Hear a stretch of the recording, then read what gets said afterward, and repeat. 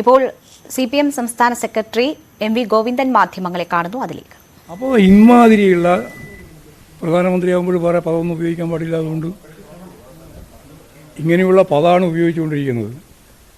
സ്വർണ്ണക്കള്ളക്കടത്ത് പിടിക്കാൻ ഉത്തരവാദിത്തമുള്ള കേന്ദ്രം ഭരിക്കുന്ന പ്രധാനമന്ത്രിയുടെ ഓഫീസ്, അവിടെ ഏജൻസികൾ പൂർണ്ണമായിട്ടും പരാജയപ്പെട്ട് ഒരു തരത്തിലുള്ള കൃത്യതയും കൈകാര്യം ചെയ്യാൻ സാധിക്കാതെ പ്രതികളെ സംരക്ഷിക്കാൻ വേണ്ടിയിട്ടുള്ള ബോധപൂർവമായ പ്രവർത്തനം നടത്തിയിട്ട് ഇപ്പോഴും കേരളത്തിൽ വന്നിട്ട് ഏതോ ഓഫീസ് ഇതെല്ലാം സംരക്ഷിച്ച് നിങ്ങൾക്ക് അറിയാലോ എന്ന് പറയുന്ന തികച്ചും തെറ്റായ നിലപാടാണ് പ്രധാനമന്ത്രിയുടെ പ്രസ്താവനയുടെ ഭാഗമായിട്ട് വന്നുയർന്നിട്ടുള്ളത്.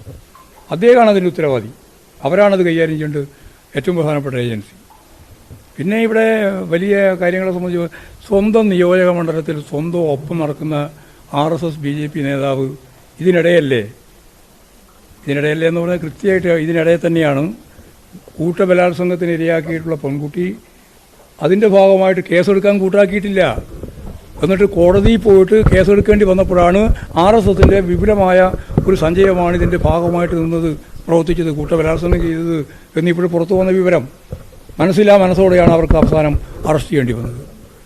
ഇമാതിരിയുള്ള കാര്യങ്ങൾ മുഴുവൻ നടന്നുകൊണ്ടിരിക്കുന്ന കേന്ദ്രത്തിൽ നിന്ന് കേരളം പോലുള്ളൊരു സംസ്ഥാനത്തിൽ വന്നിട്ട് കാര്യങ്ങളൊക്കെ നന്നായിട്ട് ജനങ്ങൾക്ക് മനസ്സിലാക്കാൻ ശേഷിയുള്ള ഒരു സംസ്ഥാനമാണ് കേരളം. അവിടെ വന്നിട്ട് ഇമാതിരിയുള്ള കാര്യങ്ങൾ പ്രസംഗിക്കുന്നു എന്ന് പറഞ്ഞാൽ അദ്ദേഹത്തിൻ്റെ ഒരു അവസ്ഥ എന്താണ് എന്നുള്ളത് പരിതാപകരമാണ് എന്ന് മാത്രമേ പറയാൻ സാധിക്കുള്ളൂ. അതാ കാര്യം. കേരളം പിടിക്കാൻ വന്നതാണ്.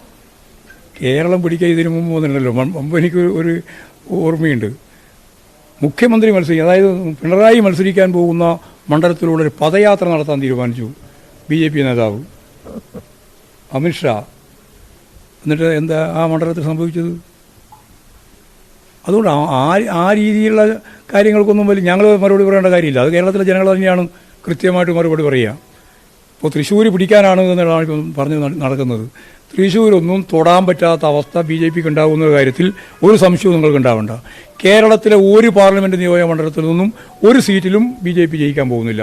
ഇനി ഇവരെല്ലാം കൂടി ചേർന്ന് വന്നാലും ഒറ്റക്കൊറ്റയ്ക്ക് വന്നാലും ഈ കേരളത്തിലെ ജനങ്ങൾ ഉത്ബുദ്ധതയോടുകൂടി കൃത്യമായിട്ട് വോട്ടവകാശം രേഖപ്പെടുത്തുന്നവരാണ്.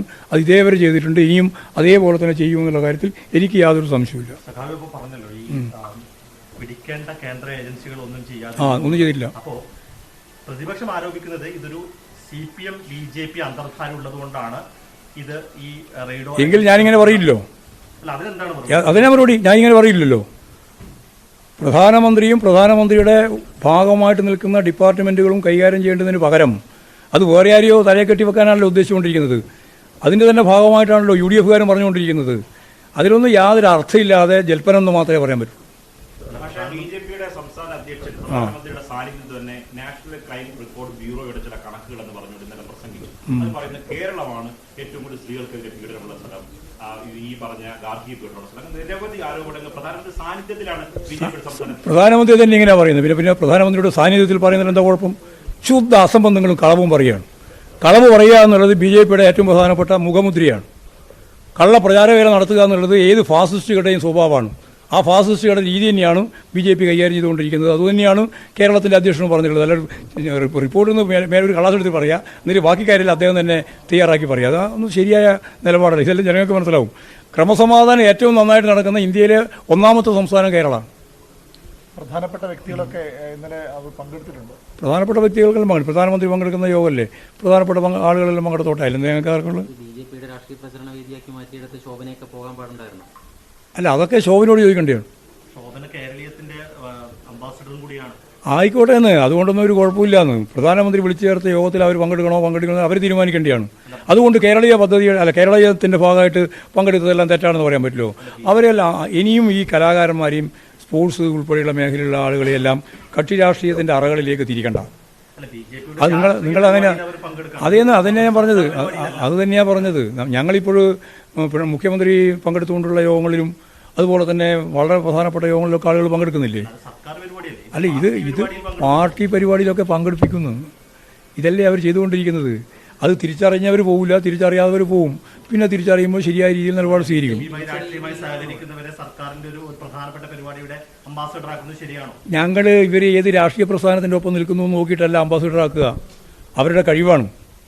ശോഭനയെ പോലെയുള്ള ഒരു നർത്തകി, സിനിമാ സംവിധാനത്തിന് സിനിമാ മേഖലയിലെ ഏറ്റവും പ്രഗത്ഭയായിട്ടുള്ള ഒരു സ്ത്രീ, അവരെയൊന്നും BJPൻ്റെ അറയിലാക്കാനൊന്നും ഞങ്ങൾ ഉദ്ദേശിക്കുന്നില്ല. അവരെവിടെ ഏത് രാഷ്ട്രീയത്തിൻ്റെ ഭാഗമായാലും അവരെല്ലാം ഈ കേരളത്തിൻ്റെ പൊതു സ്വത്താണ്. സുരേഷ് ഗോപിയെ ഉൾപ്പെടെ തന്നെയാണ്. അന്ന് ഞങ്ങൾക്ക് തർക്കമുള്ള അദ്ദേഹം പിന്നെ ഇതിലേക്ക് ചാടിപ്പോയി എന്തൊക്കെയോ ചെയ്തുകൊണ്ടിരിക്കുന്നു എന്നുള്ളത് മാത്രമേ ഉള്ളൂ. അല്ലെങ്കിൽ അയാളെയും ബഹുമാനിക്കേണ്ടത് തന്നെയാണ്. പക്ഷേ അയാളെ ഇന്നത്തെ പെരുമാറ്റവും രീതിയും രൂപവും ഒന്നും ബഹുമാനിക്കാൻ പറ്റുന്ന രീതിയിലല്ലായിപ്പോയി എന്നുള്ളത് മാത്രമേ ഉള്ളൂ. അതുകൊണ്ടാണല്ലോ അംബാസഡർ ഒന്നും ആവാതെ. UDFന്റെ സമരനായിക മറിയക്കുട്ടിയും അവിടെ പങ്കെടുത്തിട്ടുണ്ട്. UDFന്റെ സമരനായിക പങ്കെടുത്തിട്ടുണ്ട്. ഇനി സമരനായകന്മാരാരൊക്കെ പങ്കെടുത്തിട്ടുണ്ട് നോക്കിയാൽ മതി. അല്ലേ? CPM സംസ്ഥാന സെക്രട്ടറി MV ഗോവിന്ദൻ മാധ്യമങ്ങളെ കാണുകയായിരുന്നു. പ്രധാനമന്ത്രിയുടെ സ്വർണ്ണക്കടത്ത് പരാമർശത്തിൽ വലിയ വിമർശനം ഉന്നയിക്കുന്നു. പ്രധാനമന്ത്രി പറയേണ്ടതാണോ ഇത് എന്ന് ചോദിക്കുന്നു. അതിനൊക്കെ ഉത്തരവാദി അവർ തന്നെയാണ് എന്നതും പറയുന്നു. BJP ഒരു പാർലമെന്റ് മണ്ഡലത്തിലും കേരളത്തിൽ ജയിക്കാൻ പോകുന്നില്ല. തൃശ്ശൂർ എടുക്കാൻ പോയിട്ട് തൊടാൻ പോലും കഴിയില്ല എന്നും MV ഗോവിന്ദൻ പറയുന്നു.